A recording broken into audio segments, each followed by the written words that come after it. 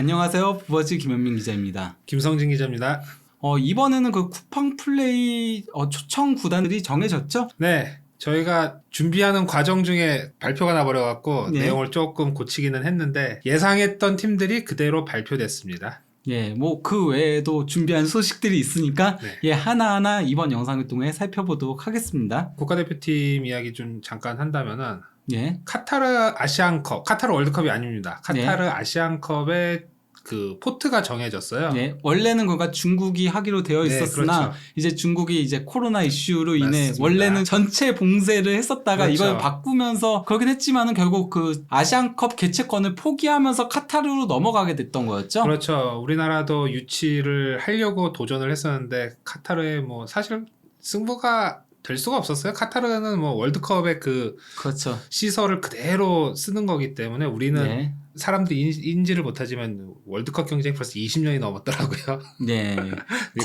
거기서 차이가 나죠, 벌써. 예, 거기다가 이제 그 AFC 자체의 파워가 지금 그렇죠. 예, 중동이 거의 힘을 맞습니다. 쥐고 있다 보니까 거의 모든 그 아시아 대회와 관련한 것들이라던가 아니면 이제 아시아 관련한 이제 축구 관련된 시상식 같은 것도 다 밀리고 있는 상태긴 하죠. 뭐, 원체 중동 쪽이 막강한 자본을 앞세워서 스폰서십을 많이 하기 때문에 예. 그건 이제 현실을 인정하고 우리는 이제 그 대회를 잘 준비하기만 하면 될 것 같고요. 그래서 이게 올해 원래는 중국에서 7월에 하기로 했는데 네. 중동 이제 카타르로 가면서 7월에 카타르에서 절대 할 수가 없거든요. 네. 그래서 내년 1월 12일에 개막하는 걸로 변경이 됐습니다. 그래서 작년에 카타르 월드컵 같은 경우는 11월에 열렸었는데 이 아시안컵 같은 경우에는 해를 넘긴 1월 12일에 하지만 대회명은 그대로 2023 카타르 아시안컵으로 가고요. 2024가 아니고요. 네. 그래서 2월 10일까지 한 달 정도 열리는데 제가 2011년 카타르 아시안컵을 취재를 갔었어요. 아, 그래요? 네, 예. 그때도 1월 한 달간 진행이 됐었는데 또 카타르는 12년 만에 아시안컵을 또 개최를 하게 됐고 본선에 진출한 팀이 24개 팀이에요. 그래서 이 4개 팀씩 6개조로 나뉘어서 조편성을 하는데 뭐 일본 포트는 당연히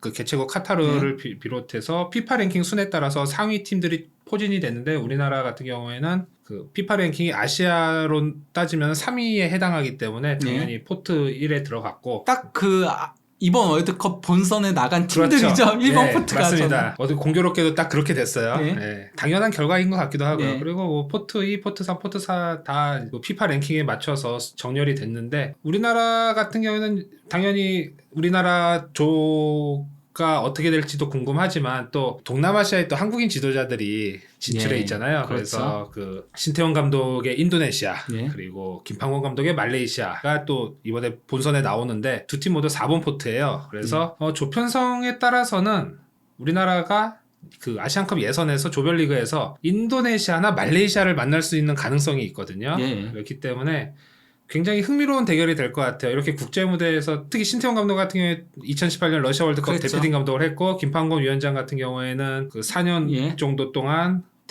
축구협회에서 기술위원장, 전력강화 그렇죠. 위원장 역할을 하면서 한국 축구의 시스템을 좀 바꾼 인물인데 그 바꾼 게 다시 바뀌고 있는 느낌이 돌아가고 있는 느낌이어서 좀 아쉽지만요. 네, 그래서 예. 과거로 좀 다시 퇴보하는 느낌은 예. 있지만 어쨌든 이렇게 한국 축구에 또 한 획을 그었던 인물들이 예. 현재 동남아에서 한국 축구 지도자들의 그 힘을 보여주고 있잖아요. 이분들이 저는 개인적으로 한번 같은 조에 편성됐으면 좋겠다는 생각이 들더라고요. 그래서 뭐 물론 전력적인 객관적인 전력으로는 우리나라가 뭐 월등히 앞서지만 또 이분들이 조국을 상대로 어떤 경기를 그 제자들과 함께 어떤 경기를 할지 참 그게 흥미로울 것 같은데 심지어 잘 알고 있잖아요. 그렇죠. 우리나라 선수들에 네. 대해서 누구보다 잘 알고 맞습니다. 있는 감독분들이다 보니까 좀 그렇죠. 까다로운 경기가 될 가능성도 있죠. 실제 뭐 그 비교적 최근에는 박항서 맞습니다. 감독님의 그 베트남과 이제 물론 뭐 성인 대표팀은 아니었지만은 그렇죠. 아시안 게임 같은 데서 붙었죠. 그때 고전했었잖아요. 예. 우리나라가 굉장히. 뭐 이기긴 했지만 그래 쉽지 않은 경기를 했는데 분명히 그런 경기가 나오지 않을까 싶고요. 네.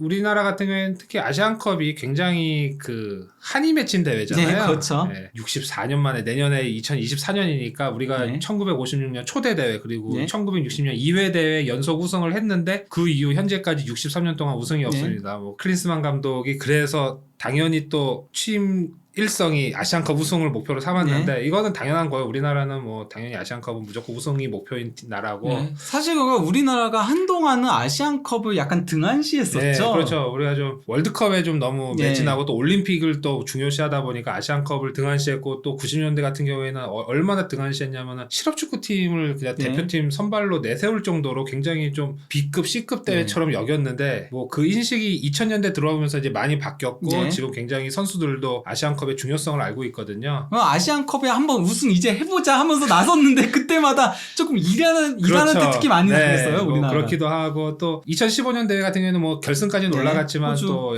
연장전 끝에 또 뭐 호주한테 패하면서 준우승하는 아쉬움도 있었고 뭐 항상 4강 문턱에서 결승에 못 올라가고 네. 3위로 마치는 경우들도 몇 차례 있었고요. 거기다 좀 개인적으로 또 그 초대대 우승 멤버들이 지금 다 생존이 이제 아무도 안 계세요. 그래서 뭐 물론 그 63년이라는 시간이 지났기 때문에 그럴 수도 있는데 뭐 어쨌든 한국 축구를 위해서라도 저렇게 이승만 대통령 앞에 아시안컵 트로피 놓고 이렇게 네. 단체 사진도 찍고 했었는데 뭐 우승을 한다면 뭐 어떻게 될지는 모르겠지만 그래도 이렇게 초대대 멤버들도 다 이제 세상을 뜨고 있는 상황에서 언제까지 우리가 우승을 못하고 있을 수는 없을 것 같아요. 그래서 좀 굉장한 각오로 대회에 임했으면 좋겠다라는 바람이 있습니다. 저 때는 진짜 뭐 비행기 표도 못 구해가지고 교포분들이 맞습니다. 구해다주고 막 네. 이랬었다라는 얘기들이 있는데, 그렇죠. 예, 어쨌건 사실 그거 아시안컵에 조금 신경 쓰기 시작한 게 컨페더레이션스컵의 등장과 조금 그렇죠, 맞물리는 그렇죠. 것 같아요. 네. 그러면서 우리도 그러면 강호들과 붙을 기회가 생길 수 그렇죠. 있다. 이래서 좀 신경을 쓰기 시작했는데 그때부터는 조금 항상 아쉽게 네. 발목을 잡히곤 했었죠. 그렇습니다. 그리고 이거와 맞물려서 23세 아시안컵이 대회가 연기가 됐어요. 이 23세 아시안컵은 내년에 열리는 파리 올림픽의 예선을 겸하거든요. 그래서 원래는 이 대회도 카타르에서 하기로 돼 있고 할 예정인데 대회가 4월로 연기가 됐어요. 원래는 내년에 2월에 하기로 했는데 아시안컵을 카타르가 갖고 가면서 대회 일정이 겹치는 바람에 불가피하게 4월로 연기가 됐고 그래서 대표팀 황성원 감독이 이끄는 23세 대표팀 같은 경우에는 약간의 타임 스케줄에 조금 어긋난 건 있지만 그래도 뭐 준비하는 시간이 더 있으니까 네.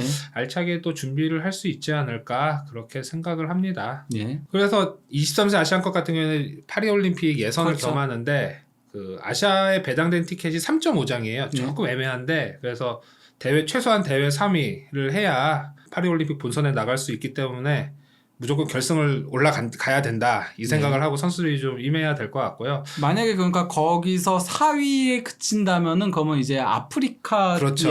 팀과 이제 플레이오프를 치러야 되죠. 네, 아프리카 팀이 3.5장이기 때문에 그래서 거기하고 플레이오프를 통해서 나가야 되는데 그것도 사실 쉽지 않은 경기가 될 것 같아요. 사실 그거 연령대별 대표팀에서는 아프리카세가 굉장히 강하잖아요. 물론 뭐 아프리카는 나이를 속이는 뭐 그런 일들이 있긴 하지만은 어쨌건 그러다 보니까 4위를 하게 되면은 올림픽 진출이 사실상 어려워질 위험성이 있는 거죠. 네, 그렇습니다. 그렇기 때문에 보통은 아시아에 배당된 티켓이 많아서 준결승만 올라가도 본선 진출이 확정되는 경우들이 많은데 올림픽 같은 경우는 일단 출전팀 자체가 16개 팀밖에 안 되기 때문에 그래서 좀 그게 적은 거고 그래서 결승에 무조건 올라가야 되고요. 그래서 우승까지 하면 더 좋고요. 그리고 이미 그 파리올림픽 본선이 확정된 나라들도 있어요. 뭐 네, 개최국 프랑스는 당연한 거고 그리고 북중미 예선은 이미 끝났더라고요. 그래서 그 미국하고 도미니카 공화국이 올림픽 본선에 나갈 예정이고 좀 놀라워요. 네. 그러니까 뭐 캐나다라던가 멕시코라던가 이런 온두라스라던가 이런 국가들이 원래는 그렇죠. 좀 강한데 갑자기 도미니카 공화국은 사실 야구의 국가잖아요. 맞습니다. 그 굉장히 이게 아무래도 연령별 대회고 거기다가 북중미 같은 경우에는 그 20세 이하 챔피언십을 올림픽 예선으로 치렀기 때문에 더 이런 변수가 생긴 것 같아요. 아시아권은 뭐 23세 예선이지만 뭐 유럽만 해도 21세 예선으로 올림픽 예선을 치르는 경우가 많기 때문에 굉장히 우리가 익히 생각하는 유럽이나 남미의 강팀, 뭐 북중미 강팀들이 못 나오는 경우들이 이렇게 올림픽 예선에는 나오더라고요. 뭐 지난 올림픽 때도 미국이 못 나왔었죠. 그때는. 그렇죠. 여자 대표팀도 마찬가지로 파리올림픽 예선을 앞두고 있거든요. 우리나라 같은 경우에는 2차 예선을 이미 직행을 한 상태고요. 최근에 1차 예선이 끝났습니다. 그래서 총 12개 팀이 2차 예선을 치르는데 피파 랭킹 순으로 당연히 여기도 피파 랭킹 순으로 포트를 정해서 조편성을 할 예정이고요. 우리나라 같은 경우에는 아시아 랭킹으로는 4번째라서 아쉽게도 2번 포트에 배정이 됐어요. 포트마다 3팀씩 들어갔는데 우리가 아시아 4위라서 2번 포트에 배정이 됐습니다. 호주, 일본, 중국, 중국 다음이고요. 그래서 보면은 포트가 일본 포트에 들어갔으면은 굉장히 유리한 상황이 될 수도 있었는데 이번 포트라서 일본 포트의 강팀 호주나 일본, 중국은 우리가 어느 정도 좀 상대를 할 수 있는데 호주나 일본이 쉽지가 않거든요. 그래서 두 팀 중에 한 팀을 만날 가능성이 굉장히 크고 거기다가 4번 포트에 북한이 들어갔어요. 그러니까 원래 북한이 상당히 강했었죠. 그렇죠. 한때. 예. 원래 북한이 아시아 1등이라고 해도 과언이 아닌 실력을 갖고 있거든요. 그래서 만약에 북한이 랭킹이 있었다면 일본 포트에 북한이 들어갔을 거고 중국이 아마 이번 포트로 밀렸을 수도 있어요. 그런데 북한이 국제대회를 최근에 못 나오고 하면서 랭킹이 없어갖고 일단 4번 포트에 들어갔거든요. 이게 자칫 잘못하면은 일본 포트 팀은 당연히 만나는 거고 특히 뭐 그래도 비교적 최근으로 놓고 보면 순위는 호주가 더 위지만은 일본이 더 좋은 성적을 냈을 그렇죠. 때가 많았잖아요. 맞습니다. 그러니까 그러면 자칫 잘못하면 일본, 한국, 북한 붙으면 이게 대체 무슨 조합이야? 서로 미사일 쏘는 조합인가?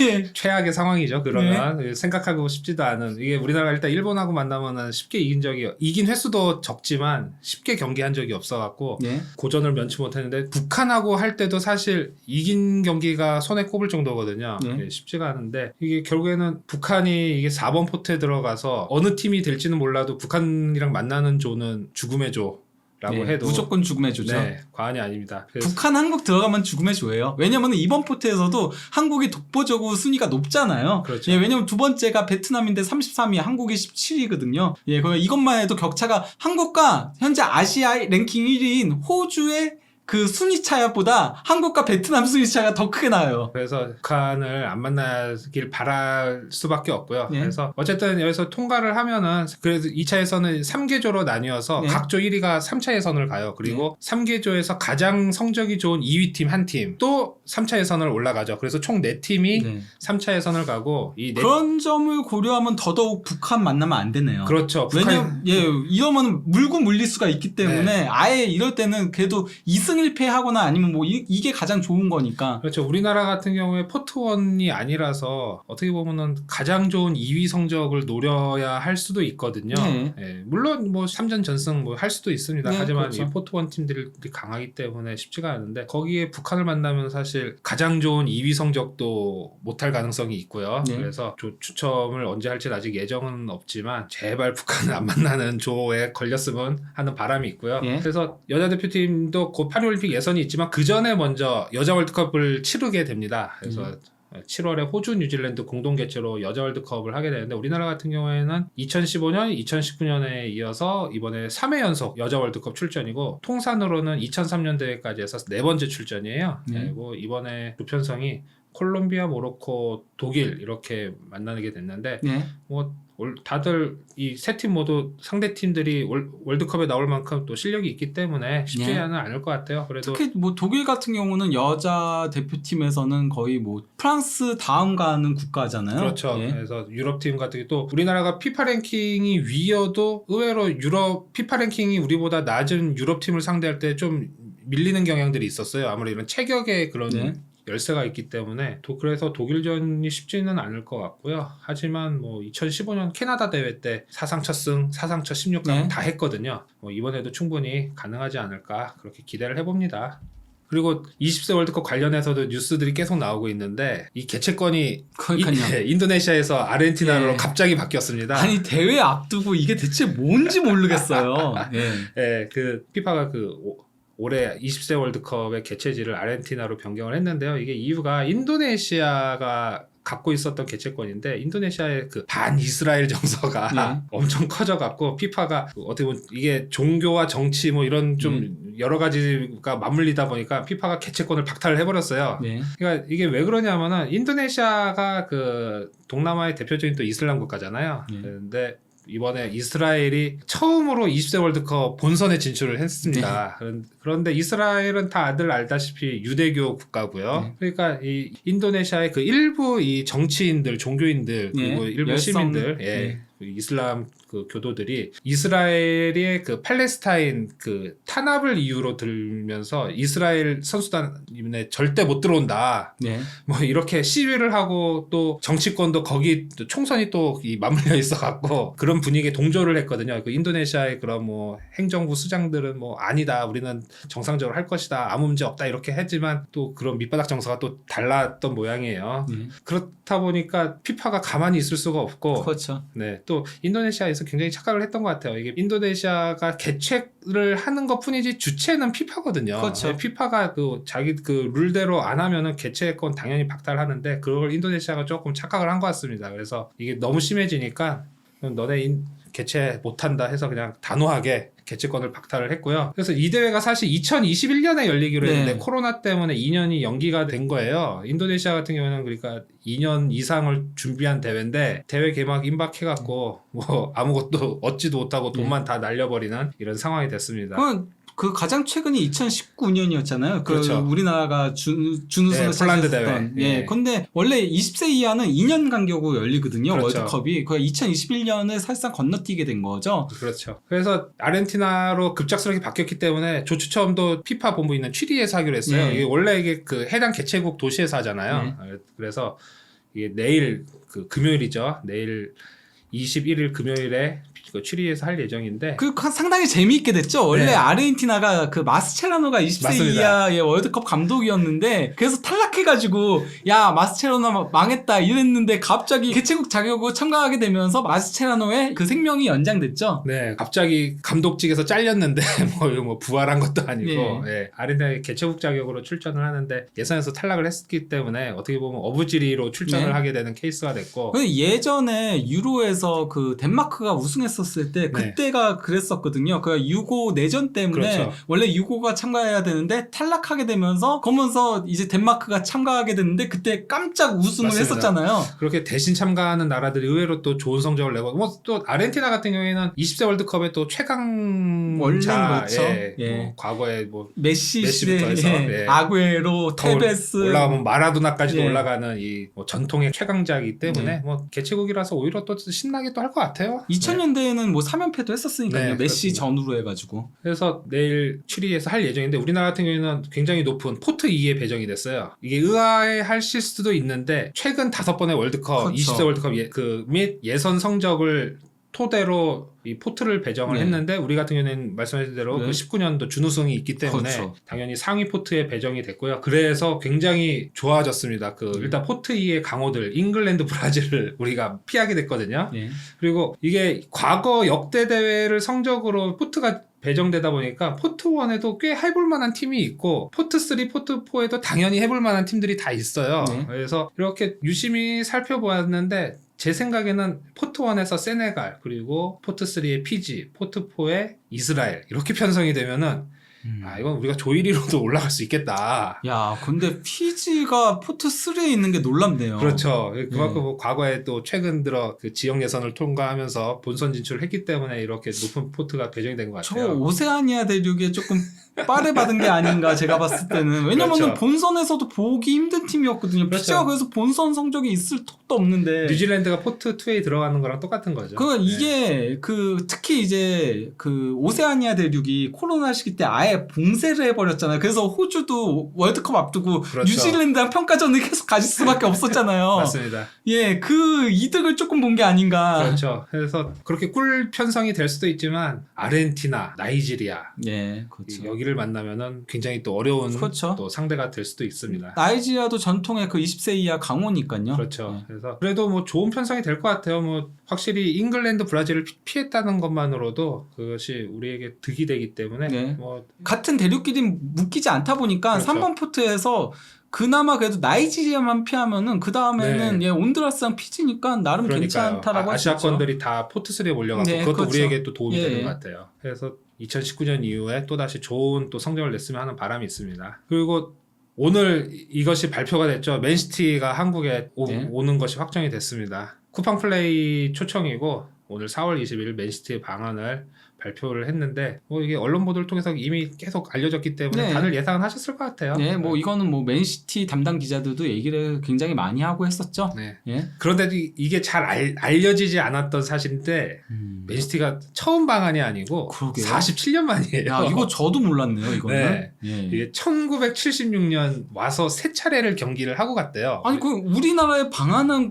그 클럽들은 나름 네임드들이거든요. 그렇죠. 뭐 예, AC 밀란, 유벤투스, 뭐 펠레, 산토스 네. 뭐 이런 팀들이었는데 그 시기 때 또 초청이 됐는데 잉글랜드의 만체스터 시티 블루셔츠의 사나이들이 아니 이 시기에 맨체스터 시티는 지금의 맨시티가 아닌데 어떻게 맨시티를 초청하게 됐지? 다른 팀도 아니고? 네, 그렇습니다. 그래서 1976년 그 당시에 와서 서울, 부산, 대구에서 우리나라 대표팀 차범 감독이 이제 선수로 있던 네. 대표팀하고 세 차례 친선경을 했는데 이 화면 같은 경우에는 그 우리나라 그 국내 최고의 그 축구 전통의 축구 전문지이죠 베스트 11 당시에는 월간 축구인데 그 월간 축구가 이때 그 맨체스터 시티의 방안을 세세하게 또 보도를 했어요. 뭐 주요 선수들 사진이랑 또 프로필까지 다 넣었는데 뭐 이렇게 기사를 보면은 이제 한국에 와서 세 차례 경기를 했고 또 세 번의 그 경기 리뷰들을 다 이렇게 간략하게 정리를 했습니다. 빡빡하게 뛰었네요. 예. 네, 5월 30일 1970년 5월 30일부터 6월 3일까지 4일 5일 동안 세 차례 경기를 뛰었으니까 예. 경기 뛰고 하루 쉬고 경기 뛰고 하루 쉬고 그런 그러게요. 식인 거죠. 그걸 또 경기 뛰고 그 다음 날 이동해서 또 하는 식이었는데 맨시티가 뭐 지금의 맨시티가 아니어도 뭐 수준 차이가 당연히 있기 때문에 그래서 세 번 다 완벽하게 승리를 했습니다. 뭐 무기력한 플레이로 우리나라 실망을 안겼다라고 이렇게 보도가 있을 정도로 사실 근데 이 시기 때는 그 한국 대표팀을 조금 전략적으로 키우기 위해서 그래서 이제 강팀이라던가 아니면은 그런 유명 클럽들을 초청해가지고 한국 대표팀과 이제 그렇죠. 평가전을 가지게 했었던 거였죠. 네. 예. 그리고 뭐 이 이후에는 그동안 한국에서 팬미팅 뭐 또 예. 트로피 투어 같은 거를 진행했는데 선수단 전부가 오는 것은 47년 만입니다. 그렇죠. 영상으로 보고 그랬었죠. 네, 그렇죠. 그래서 쿠팡 플레이에서 케빈 더브라이너를 비롯한 뭐 잭 글리시라든지 이런 선수들이 그 또 한국에 간다라는 또 이런 티저 영상을 또 찍어서 공개를 했었고요. K리그도 프로축구연맹도 이거를 예상하고 올해 7월 23일부터 8월 3일을 일정을 아예 비워놨어요. 네. 또 그 시기가 유럽 팀들 주로 또 프리시즌 매치 많이 하는 기간인데 예. 지난해 그 토트넘하고 팀 K리그 친선 경기 한 것 같이 그걸 대비해서 비워놓은 건데 뭐 프로축구연맹이 쿠팡 플레이하고 파트너십이기 때문에 네. 이미 그 전부터 이런 교감은 있었을 것 같습니다. 일정을 셀 때부터. 예, 그 경기가 완전 대박을 쳤죠. 그렇죠. 예. 뭐 상암 서울월드컵 경기장이 꽉 찼었죠. 그리고 뭐 맨시티가 어느 팀하고 경기할지는 모르겠지만 작년하고 아마 똑같을 것 같아요. 네. 토트넘이 팀 K리그와 경기를 먼저 하고 그 다음에 세비야랑 했듯이 맨시티도 팀 K리그와 경기를 하지 않겠나 그 쿠팡 플레이 시리즈로 하지 않겠나 생각을 합니다. 사실 그때 쿠팡 플레이의 그 가능성을 볼 수 있었죠. 광고도 그렇습니다. 없고 그리고 이제 뭐 경기 전에 그런 프리뷰 쇼라던가 그렇죠. 그리고 끝나고도 이렇게 쭉 끝까지 기자회견까지 쫙 맞습니다. 보여줬잖아요. 그리고 이제 막 그런 현상들 전부 다 보여주고 하다 보니까 그것 때문에 이제 쿠팡 플레이를 결제하게 된 사람들도 상당히 맞습니다. 많았고 이게 또 이제 K리그까지 연계되면서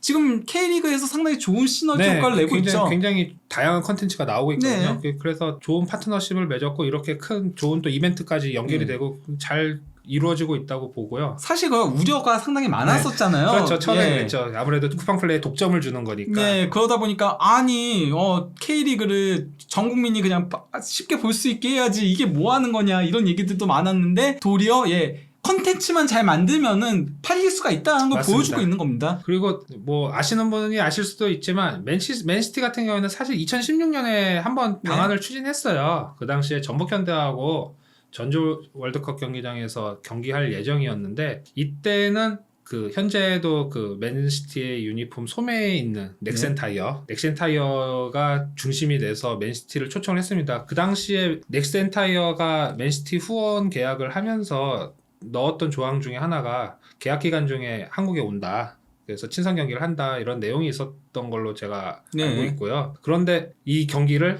대한축구협회하고 한국 프로축구연맹 승인이 있어야 되는데 거부를 했어요. 연맹에서 거부를 했습니다. 그 당시에 그 전북이 심판 매수 사건이 있어갖고 그 연맹 차원에서 자숙해라. 너네 조용히 반성하고 있어야 되는데 이런 이벤트를 해서 축제를 하면은 안 된다. 그렇게 강하게 권유를 했기 때문에 그래서 뭐 아쉽게도 그 당시에 무산이 됐고 맨시티의 방안도 취소가 됐고요. 그런데 그 이후에 조금 연맹이 조금 그 뒷이야기인데 아쉬웠던 점은 그거를 전북의 그 승인은 거부하면서 그 이 진행을 했던 쪽에다가 K리그 올스타랑 친선 경기 해보는 거 어떻겠냐라고 역제안을 한 거예요. 예. 그래서 이제 역제안을 했는데 뭐 진행하는 쪽에서는 아니다. 우리는 오로지 클럽 대 클럽으로만 할 것이다. 네. 올스타전은 안 한다. 이렇게 강하게 반대를 해서 그 건도 없던 일이 됐었습니다. 이게 그러니까 아무래도 스폰서 영향도 있고 하다 보니까 그 전북이 유난히 그런 것들이 잘 되어 있잖아요. 그래서 그렇죠. 예전에 올림픽을 이용하고도 맞습니다. 평가전을 가지고 했던 거였는데 그거를 K리그 연맹에서 자기네들이 수혜를 가져가겠다라는 식으로 가면 당연히 반대를 할 수밖에 없는 거죠. 예. 그렇죠. 그리고 아틀레티코 마드리드가 이번에도 같이 또 쿠팡 플레이로 오게 됐습니다. 이번에 쿠팡 플레이에서 맨시티 발표를 하면서 아틀레티코 마드리드도 같이 발표를 했는데요. 네. 아틀레티코 마드리드 같은 경우에는 처음 한국에 오는 거죠. 그래서 맨시티와 아틀레티코 어떤 식으로 한국에 와서 경기를 할지에 대해서는 아직 확인이 되지는 않지만 뭐 작년처럼 될 거예요. 토트넘이 팀 K리그 올스타와 한번 경기를 하고 세비야와 두 번째 경기를 했듯이 그 아틀레티코 같은 경우에는 맨시티하고만 경기를 하고 맨시티는 팀 K리그 아틀레티코 두 경기를 하는 식으로 진행이 되지 않겠나 그렇게 예상을 해봅니다. 뭐 근데 만약에 지금 이 두 팀이 다 이강인 선수 영입설과 연결이 되고 있잖아요. 그렇죠. 예, 근데 이강인 선수를 영입하는 팀이 생긴다면은 그 팀이 두 경기를 가져가게 될 가능성도 있지 않을까. 그렇죠. 그 당연하죠. 그거는 네. 맞습니다. 그 토트넘이 두 경기를 한 이유도 손흥민 선수가 있어서 그렇죠. 가능했던 거고 네. 그 마찬가지로 이강인 선수가 실제 이적이 진행이 된다면은 그래서 이 두 팀 중에 어느 팀으로 가게 된다면은 그 팀이 팀 K리그와 함께 하겠죠. 네. 어떻게 보면 그렇기 때문에 쿠팡 플레이에서도 명확하게 어떻게 경기를 한다 이런 일정 같은 거는 안 밝히고 예. 너네 붙어봐 이건가요?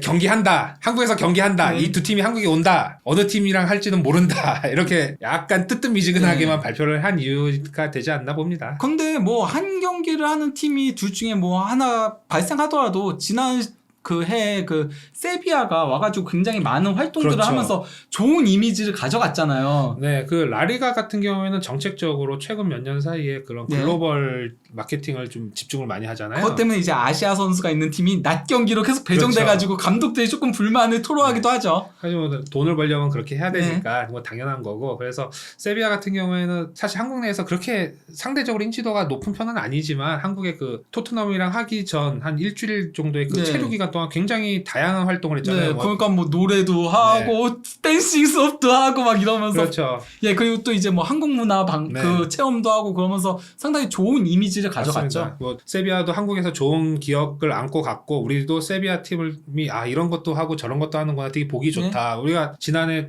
그 A매치 때 브라질이 되게 일찍 들어와갖고 에버랜드에서 신나게 놀고 하는 거를 보면서 참 좋다. 그런 또 경기는 또 경기대로 집중해서 하고. 그래서 네이마르가 우리나라에서 호감형 선수로 바뀌었잖아요. 그렇죠. 그런 거 마찬가지로 아틀레티코가 뭐 비록 한 경기를 하더라도 세비야처럼 그런 다양한 이벤트 활동을 할 것이고 뭐 맨시티가 그렇다면 맨시티도 마찬가지로 다양한 이벤트 활동을 할 것으로 예상이 됩니다. 뭐 이 맨시티랑 아틀레티코가 올 예정이지만 그 외에도 여러 팀들이 한국에 올 것이다라는 소문들이 계속 나오고 있잖아요. 뭐 다 한국 선수들이 있는 팀이죠. 나폴리, 마요르카, 울버햄튼 등이 계속 거론이 되고 있고 뭐 울버햄튼 같은 경우에는 그 예능에서 국내 방송에서 또 한국에 갈 것이다라는 언급도 나올 정도였는데 회장이 그 이연복 셰프가 하는 음식을 먹으면서 그러면서 그 자리에서 이번 여름에 한국 갈 것이다. 맞습니다. 그렇게 얘기를 한 것도 있어서 울버햄튼은 아무래도 올 가능성이 저는 높아 보이긴 하고요. 마요르카하고 나폴리 같은 경우는 일단 김민재하고 이강인 선수가 현재 그 이적설에 이름을 굉장히 많이 올리고 있잖아요. 그러다 보니까 이 선수들 거치에 따라서 결정되지 않을까 싶은 생각이 들긴 합니다. 뭐 앞서 이야기했듯이 이강인 선수가 뭐 맨시티든 아틀레티코 마드리드든 뭐 이적을 한다면은 그 팀 소속으로 뭐 한국에 올겠지만 이적을 안 하고 마요르카에 남는다면은 뭐 또 다른 에이전시를 통해서 마요르카가 단독으로 한국에 오는 걸 진행할 수 있거든요. 뭐 나폴리도 뭐 김민재 선수가 안 갈 수도 있는 거고,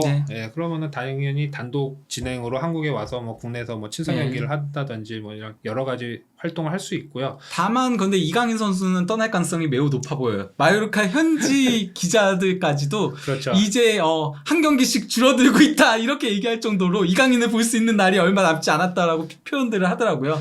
네, 거기다가 셀틱도 그 한국 투어를 지금 고려하고 있거든요. 네. 그 프리시즌 일정을 일본에서 그 국제대회 클럽 대회가 하나 열릴 예정이어갖고 네. 그걸 참가를 하는데 어차피 일본을 가니까 네. 또 오염규가 있으니까 네. 한국을 들렸다 일본을 가든지 아니면 일본에서 일정을 마치고 한국에 와서 한번 경기를 하고 간다든지 이런 그 스케줄을 지금 고려하고 있습니다. 그렇기 네. 때문에 올 여름에는 지난해는 2팀이 한국을 찾았지만 올 여름에는 최소한 한 3팀은 한국을 오지 네. 않겠는가.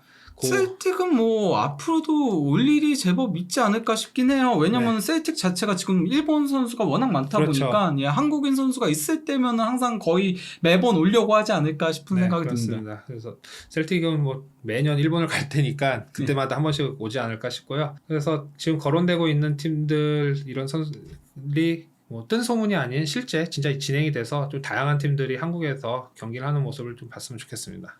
그러면 이쯤에서 예, 이번 방송을 마무리하도록 하겠습니다. 예, 감사합니다. 고맙습니다.